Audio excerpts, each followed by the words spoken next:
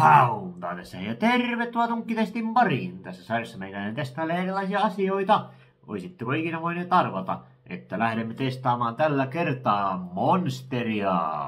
Kyllä, Monsterilla mennään taas, niin kuin mä sanoin siinä viime videossa, että vihreä Monsteri on ehkä vähän liian makea, että se Lidlin kongi oli kyllä todella hyvä, mutta saa nyt nähdä minkälainen on tämä Monster Energy Ultra Golden Pineapple eli omena.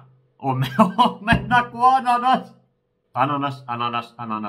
Ananas. Mutta tässä on huolestuttava asia. Zero Sugarhan täällä paistaa oikein pahasti, että onko taas semmonen perinteinen 3 tunkin energiajuoma, että siitä jää ikävä jälkimaku ja ei maistu ja kylmänä on ihan jees ja kaikki nämä tutut löpinät. Saa nähdä. Hintaa tällä oli, paljon tällä oli hintaa. Tämä oli about joku vähän päälle 2 euroa. Ihmettiin nämä maksaa jotain 3 euroa, että tääkin oli 2,19 pantiin kerran, eli ihan ok hinta, mutta onko tuote muuten ok? Lähdetään kokeilemaan. Tuoksuu semmonen laimea ananaslonkero. Aika jännä, kun tääkin on ananastuote, että jännä, että ananas ja ananas. Hei, ja katsokaa, lasi. Kerrankin on jopa fiksua kaataa lasi.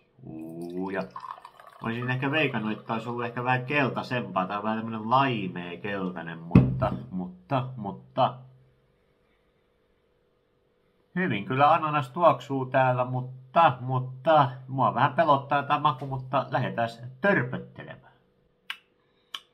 Kyllä jos vähän niin kuin alkuun tulee semmoinen ananas, sit se lähtee, mutta ei tule semmoista pahaa jälkimakua, niin kuin mikä yleensä näistä tulee. Eli tää on vähän ananaksinen, energinen, ihan jees. Vähän kun tätä nyt enemmän juo, niin vähän jää tonne jälkikäteen nyt tommonen semmonen sokerittoman perusjuoman maku, mutta tää on itse asiassa aika jees. Tää on kyllä yllättävän hyvä.